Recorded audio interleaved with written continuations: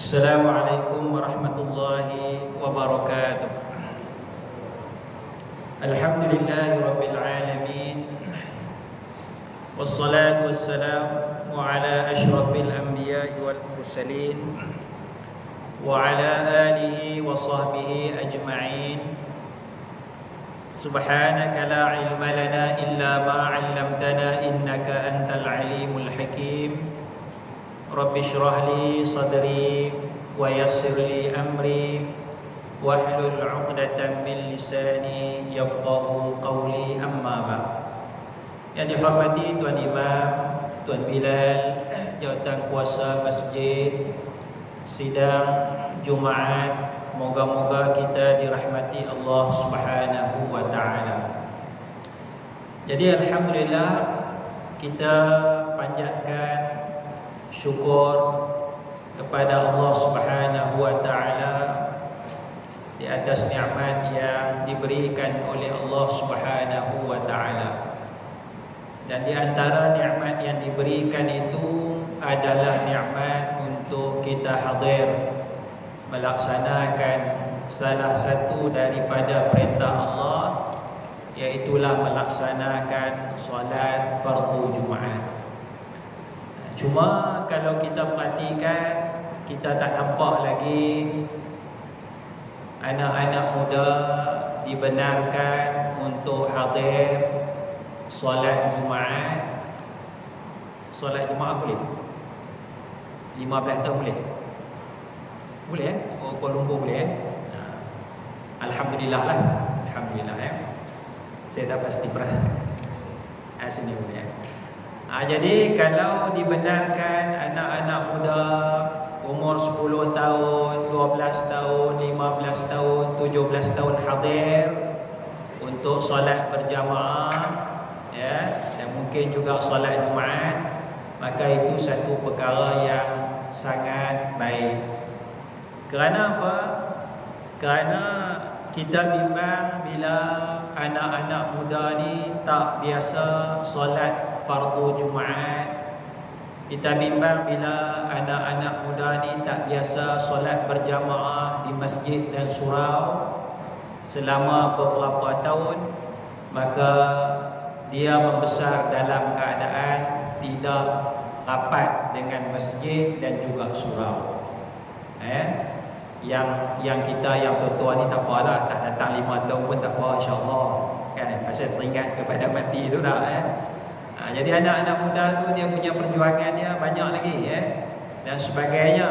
Jadi dia tak biasa hadir ke masjid surau dalam tempoh yang panjang. Jadi kita bimbang dia makin hanyut Jadi kalau dah dibenarkan di masjid kita ni, kawasan kita ni, maka kita kena usahakanlah untuk tarik anak-anak muda umur 10 tahun, 12 tahun, 15 tahun dan sebagainya ni datang semula ke masjid dan surau. Ada satu jemaah saya jumpa, dia pun mengadu kepada saya lah pasal anak dia tak boleh datang sembahyang Jumaat. Saya kata saya tak nak buat apa lagi, saya kena usahakan lah nak curi-curi macam mana bagi masuk kan. Dia cerita kepada saya, dia kata anak dia tak ingat dah lafaz sembahyang Jumaat. Usalli fardhu Jumaah tu dia tak ingat dah. Macam mana nak sebut bagi habis kan. Pasal setahun 7 bulan dah tak sembahyang Jumaat. Jadi anak dia tak teringat nak sembahyang Jumaat tu macam mana lafaz usalli fardhu Jumaati raka'ataini ke arba'a raka'at, wallahu a'lam lah. Lebih kurang begitulah maksud ceritanya. Jadi ini kebimbangan kerana ini soal agama nak jaga agama kita Sidang Jumaat, moga-moga kita dirahmati Allah Subhanahu wa taala. Saya nak cakap pada tengah hari ini secara khusus berkenaan dengan menghormati agama. Menghormati agama. Jadi dalam Islam, dalam Al-Quran dan di dalam hadis-hadis Nabi sallallahu alaihi wasallam, dasar dalam Islam ialah menghormati agama. Mana-mana agama sekalipun mesti dihormati. Walaupun kita tidak setuju dengan sesuatu agama. Kita tidak setuju dengan agama Kristian. Kita tidak setuju dengan agama Buddha. Kita tak setuju dengan agama Hindu dan sebagainya. Tetapi dalam Islam kita mesti menghormati setiap agama. Jadi kita tak boleh nak caci agama tersebut. Kita tak boleh nak kutuk agama Kristian. Kita tak boleh maki agama Hindu dan sebagainya. Walaupun dalam i'tiqad kita agama tu tak betul, hanya agama Islam yang betul. Ini i'tiqad kita. Ini i'tiqad kita biasalah. Kalau kita tanya sahabat-sahabat kita yang beragama Kristian, dia pun barangkali yakin agama Kristian benar, agama Islam tak benar bagi dia. Sebab kalau agama Islam benar, sudah tentu dia akan masuk agama Islam. Itu keyakinan masing-masing. Kalau kita tanya orang agama Hindu pun, barangkali dia yakin agama Hindu benar, agama Islam tak benar. Itu keyakinan dia. Jadi keyakinan kita pun sama. Islam adalah agama yang benar, agama lain tidak benar. Itu i'tiqad, keyakinan kita. Tetapi dari sudut muamalahnya, dari sudut toleransi beragamanya, dasar dalam Islam kita mesti menghormati semua agama. Inilah tuan-tuan yang Allah Subhanahu wa taala firmankan di dalam Al-Quranul Karim. Allah Subhanahu wa taala firman, a'udzubillahi minasyaitonir rajim.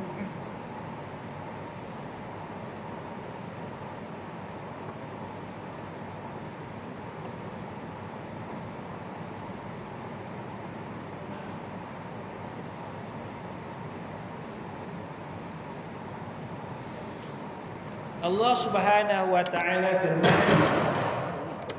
wala tasubbul ladina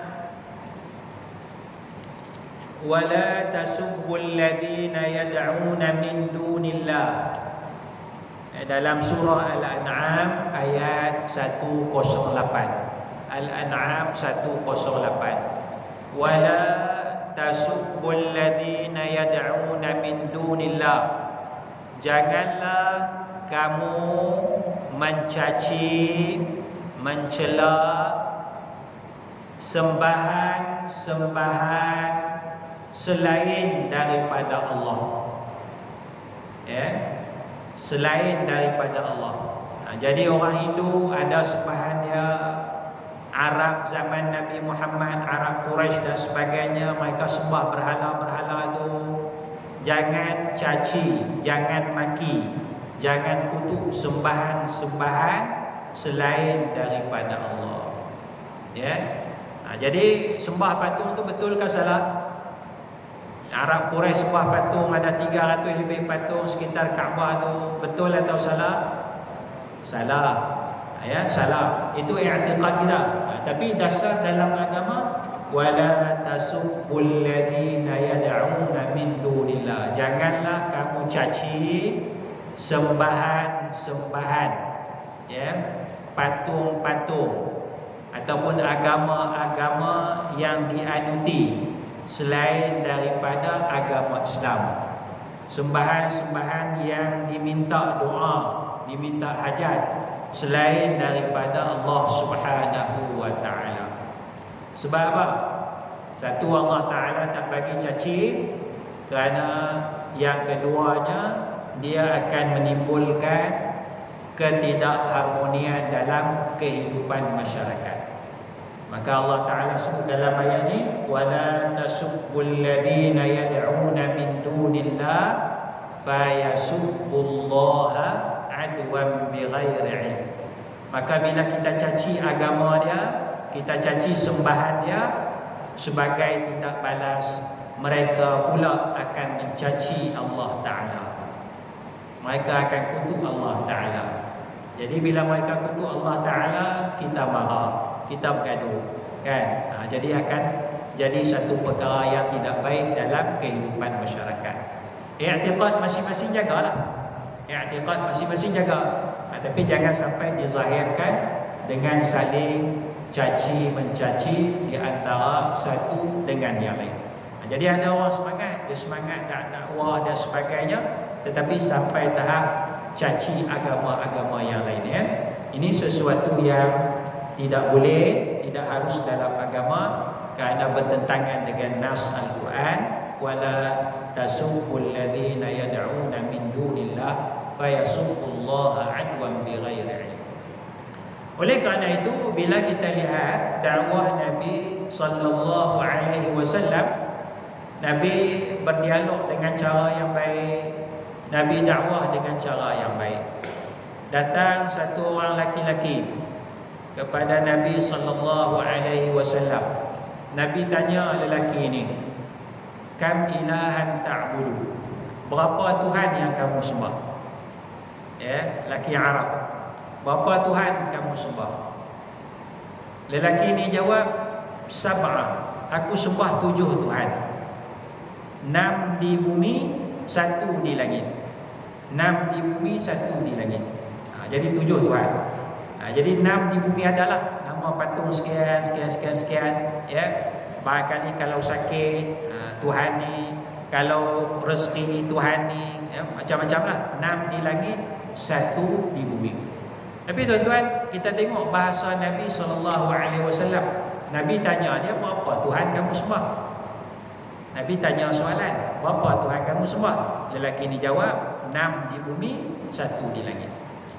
Maka soalan Nabi SAW yang kedua, Nabi tanya lelaki ni, "Kalau hang sakit, hang minta kat Tuhan mana? Kalau kamu sakit, minta kat Tuhan mana?" Maka lelaki ni jawab, "Aku minta kepada Tuhan yang di langit." Tuhan yang satulah. Bahasa dia Tuhan di langit, Tuhan yang satu. Yang di bumi ni tak. Kalau aku sakit, aku minta Tuhan yang satu, Tuhan yang di langit, ya, yang tinggi. Kalau ada hajat nak minta rezeki, minta kat Tuhan mana? Aku minta kepada Tuhan yang satu, bukan Tuhan di bumi ni. Tapi Tuhan di bumi ni dia sembahlah. Tapi bila ada hajat, sakit, ya, ada masalah dan sebagainya, minta kepada Tuhan yang satu. Jadi tuan-tuan, bahasa Nabi sallallahu alaihi wasallam ialah Nabi bertanya. Nabi tanya. Nabi tak caci dia. Nabi tak maki lelaki ni. Nabi tak maki sembahan dia. Yang 6 di bumi tu yang kamu sembah tu tak guna lah apalah. Nabi tak kata apa. Dalam riwayat asar ataupun hadis ni tak diceritakan satu perkataan pun Nabi memaki sembahan lelaki ni. Kerana apa? Kerana itulah dasar yang dibawa oleh Nabi sallallahu alaihi wasallam, ya.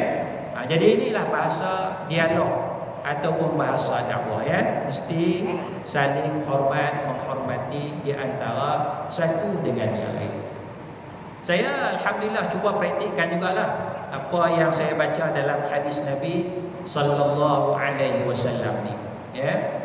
Maka satu masa tu saya pun wallahu alam lah, ya, saya dialog dengan beberapa orang beragama Buddha. Ya, beberapa orang beragama Buddha. Saya tanya mereka soalan yang pertama.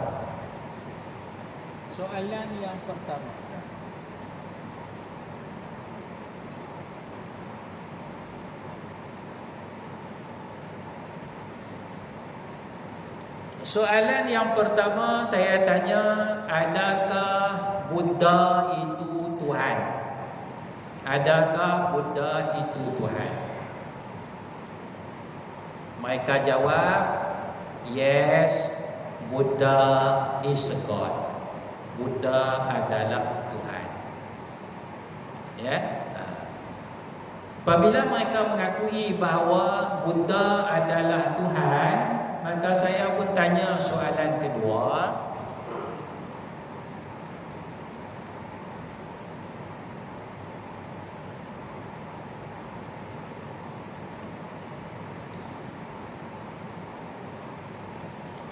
Saya tanya soalan kedua, adakah Buddha itu masih hidup ataupun sudah mati? Adakah Buddha masih hidup ataupun sudah mati? Ada menghina tak agama Buddha? Ada menghina tak? Soalan pertama ada menghina lah. Adakah Buddha itu Tuhan? Tak kan? Soalan kedua, adakah Buddha itu masih hidup ataupun sudah mati? Ya. Mereka jawab, Buddha sudah mati. Buddha sudah mati. Buddha sudah mati. Saya dah kata apalah kan. Tuan-tuan mungkin nak pelekoh masa tu. Kan. Soalan ketiga saya,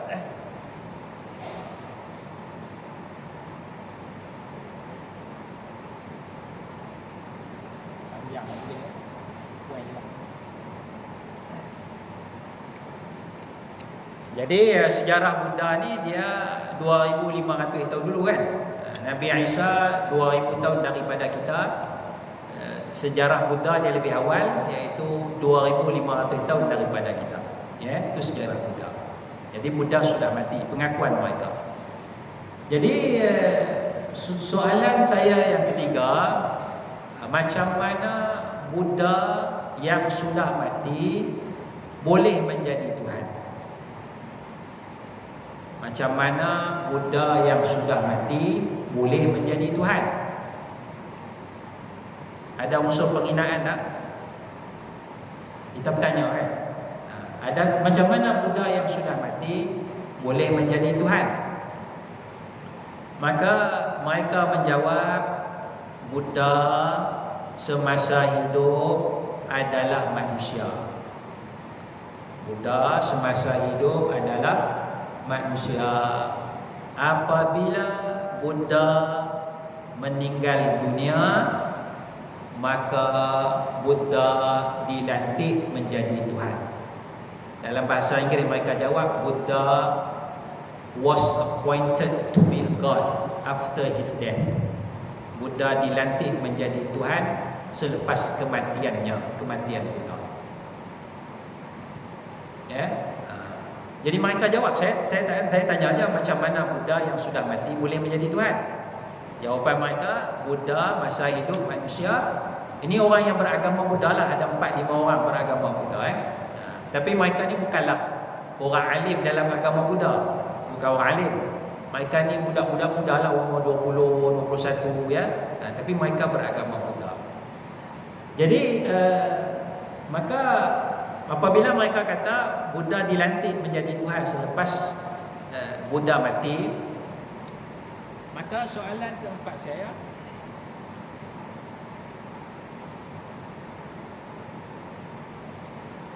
siapakah yang melantik Buddha menjadi Tuhan?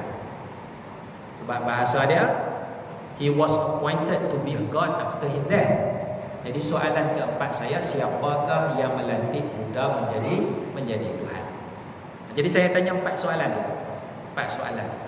Ada unsur penghinaan? Ada unsur penghinaan? Tak ada kan? Kita nak tahu. Sebab berdasarkan jawapan dia, ini soalan saya nak tahu lagi. Buddha dilantik menjadi Tuhan selepas kematian. Jadi siapakah yang melantik?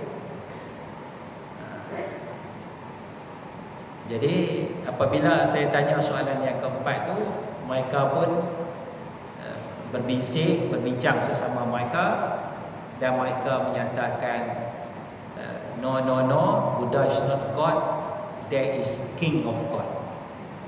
There is a King of God. Itu jawapan mereka. Bukan perkataan saya. Ya, Buddha is not God, there is a King of God. Maknanya King of God yang appoint Buddha to be a God lah, barangkali wallahu a'lam lah. Ya. Jadi saya cuma nak menunjukkan satu contoh, ya, satu dialog yang saya pernah praktikkan berdasarkan konsep kita menghormati agama, kita menghormati sembahan-sembahan yang disembah. Kita tidak menghina, kerana itu yang ditunjukkan oleh Rasulullah sallallahu alaihi wasallam. Jadi tuan-tuan bolehlah cuba praktikkan dengan kawan-kawan yang beragama Kristian. Kita nak tahu agama dia, barangkali dia pun nak tahu pasal agama kita, agama Islam, ya. Dengan orang beragama Hindu, saling dia panggil dialog, ya. Tapi prinsip dia, jangan menghina mana-mana agama, dan kita harap dia juga tidak menghina agama kita. Ya. Itu juga kalau kita tengok perkara-perkara pelik dalam agama dia. Kita tengok amalan pelik dalam agama Kristian, kita tengok amalan pelik dalam agama Hindu, kita tengok amalan pelik dalam agama Buddha dan sebagainya. Kita boleh bertanya, tapi jangan sampai menghina. Ya, jangan sampai menghina. Ya. Ada dalam amalan agama Hindu dia ambil apa? Buah kelapa dia empat kat kepala kan? Ada kan? Ada dalam YouTube tu Jadi kita boleh tanya orang agama Hindu pasal apa buat macam tu. Kan? Pasal apa buat itu? Tapi kalau kita hina amalan tu, apa jadi? Kita hina amalan, dia pecahkan buah kelapa tu, pecah kat kepala ni, bukan pecah kat lantai. Kat lantai tu tak apa lagi lah kan, dia ambil tu. Dia empat kat kepala ni. Kan? Boleh tanya? Boleh. Boleh hina? Tak boleh. Ya, tak boleh hina. Ya. Jadi kita harap dia pun tidak menghina amalan-amalan dalam agama kita.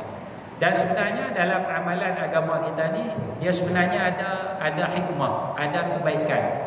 Ya, kita boleh carilah kebaikan-kebaikan dalam amalan agama kita ni. Tidak ada sesuatu yang sia-sia.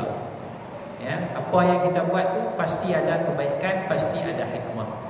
Yang para ulama sebut sebagai hikmatut tasyri', hikmah daripada pensyariatan. Kita buat ibadat akikah, bila dapat anak sembelih kambing seekor, 2 ekor, apa kita buat dengan daging kambing? Kita masak, kita makan, kita panggil jiran-jiran, sahabat-sahabat datang. Daging tu tak sia-sia. Kita tak sembelih, lepas tu kita buang daging tu dalam sungai, tak ada. Ataupun kita buang daging tu dalam tong sampah, tak ada. Kita sembelih untuk kita makan dan kita jamu orang makan. Dia tak sia-sia. Ibadat korban kita sembelih 15 ekor, 20 ekor, apa kita buat dengan daging tu? Kalau orang Arab zaman Nabi, dia sembelih korban, kemudian darah daging korban tu dia kumpulkan, dia lumurkan ke Kaabah. Ambil darah tu, darah unta dan sebagainya, dia kumpul, dia lumurkan. Dia simbah Kaabah tu, Baitullah tu dengan daging darah korban. Daging-daging pun dia potong-potong, dia lumurkan daging itu ke dinding Kaabah. Pasal dia anggap itu cara mendekatkan kepada Allah Subhanahu wa taala. Maka Allah Taala menyatakan la yanalallaha luhumuha wala dima'uha. Daging-daging korban tu dan darah-darah korban itu tidak akan mendapat redha Allah Subhanahu wa taala. Bukan itu cara yang disuruh dalam agama, termasuklah agama Nabi Ibrahim. Jadi orang Arab tu dia dah ubah suai agama Nabi Ibrahim. Dia anggap itulah ajaran agama Nabi Ibrahim, lumurkan darah-darah ke dinding Kaabah. Jadi kita tak, darah tu kita biarkan mengalir, bersihkan, daging tu kita makan dan sebagainya, ya, dimanfaatkan, diagihkan, ya. Baik, jadi inilah contoh sedikit sebanyak yang ditunjukkan oleh Rasulullah sallallahu alaihi wasallam. Ada satu lagi kisah yang berlaku kepada seorang lelaki, nama dia Abu Mahzurah. Nama dia Abu Mahzurah, kunyah dia Abu Mahzurah, ataupun bahasa kita nama lah senang, Abu Mahzurah. Abu Mahzurah ni dia orang Mekah. Abu Mahzurah ni dia orang Mekah. Dia datang ke Madinah. Masa dia datang tu Nabi dah ada kuasa yang besar di Madinah, ya. Sahabat-sahabat pun dah hebat ketika itu, Muhajirin, Ansar. Jadi Abu Mahzurah ni datang ke Madinah, dan Abu Mahzurah ni bergabung dengan orang-orang Yahudi di Madinah.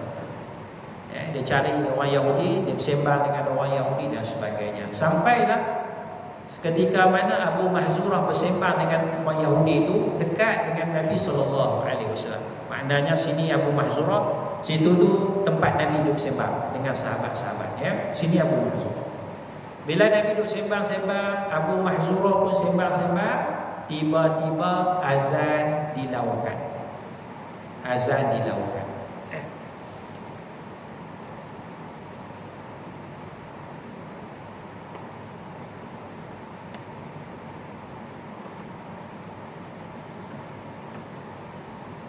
Jadi lelaki ni nama Abu Mahzurah, bila dia dengar azan dilakukan, maka lelaki ni pun kutuk azan. Ya, dia kutuk azan. Dia kutuk azan. Abu Mahzurah dia tak beriman. Dia tak beriman, dia kutuk azan. Kita kalau orang kutuk azan, kita buat apa? Balinglah dia. Kan? Pasal kutuk azan dan sebagainya. Kita tengok akhlak Nabi SAW.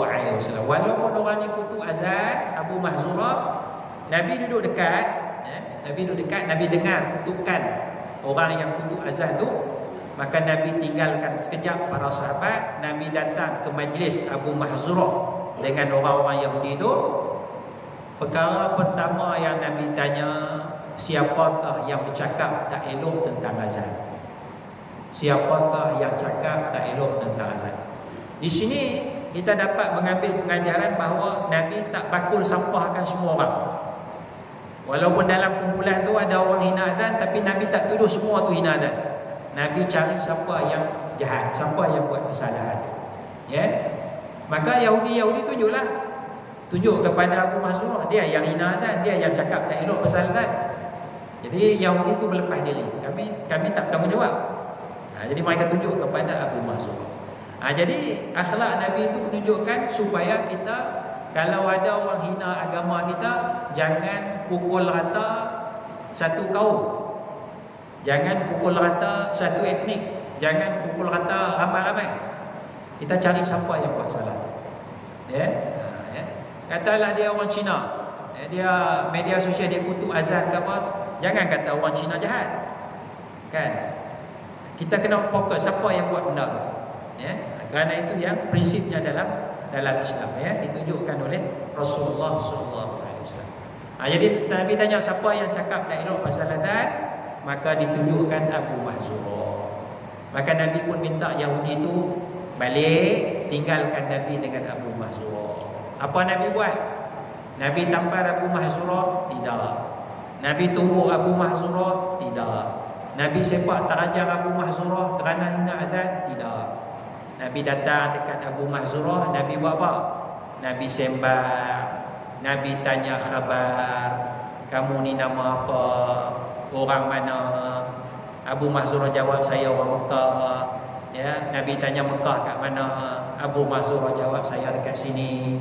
Nabi tanya kawan-kawan dia, barangkali adik-adik dia kenal tak untuk kawasan ni. Pasal orang Mekah kan? Nabi pun orang Mekah.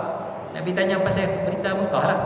Kenal tak orang ni? Lebih kurang begitulah cara sembang Nabi tu. Habis sembang lama, Nabi tak sebut pun pasal azan. Kenapa kamu hina dan tak sebut pun. Nabi bertanya khabar dan sebagainya. Habis sembang lama tu, maka Nabi pun pegang dada Abu Mahzurah. Nabi doa supaya Allah bagi hidayah kepada Abu Mahzurah. Nabi doa supaya Allah bagi hidayah kepada Abu Mahzurah. Dengan mustajabnya doa Nabi ni, Allah bagi hidayah kepada Abu Mahzurah. Habis doa, Abu Mahzurah kata, saya nak masuk Islam. Saya nak masuk Islam. Maka Nabi pun terima keislaman Abu Mahzurah. Lepas terima keislaman Abu Mahzurah minta satu perkara kepada Nabi. Abu Mahzurah minta, saya nak balik ke Mekah, bagilah apa-apa yang boleh saya buat di Mekah. Apa yang saya boleh buat di Mekah. Maka Nabi pesan kepada Abu Mahzurah, kamu balik ke Mekah, laungkanlah azan di Masjidil Haram.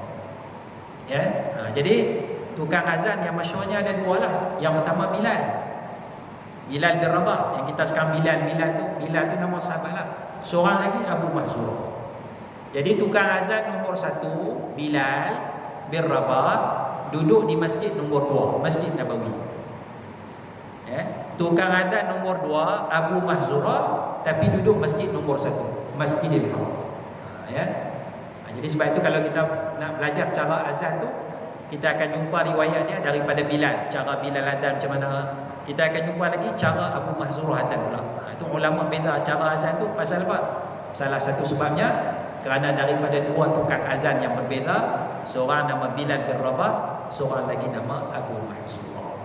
Bagaimana akhlak Nabi SAW bergaul dengan Abu Mahzurah. Nabi tak hina Abu Mahzurah, Nabi tak hina agama dia, masa tu dia belum Islam, tapi Nabi bersembah dengan baik. Kerana itu salah satu bentuk dakwah yang ditunjukkan oleh Rasulullah sallallahu alaihi wasallam, ya. Jadi kita habiskan ayat ni, wala tasubbul ladina yad'una min dunillah fayasubbullaha 'adwan bighairi ilmin kadzalika zayyana likulli ummatin 'amalahum. Demikian Allah Ta'ala hiaskan kepada setiap umat, setiap agama, amalan-amalan mereka. Mereka nampak baik amalan mereka, walaupun kita rasa pelik amalan tu, tapi secara nature-nya mereka rasa apa yang mereka buat tu adalah baik, ya.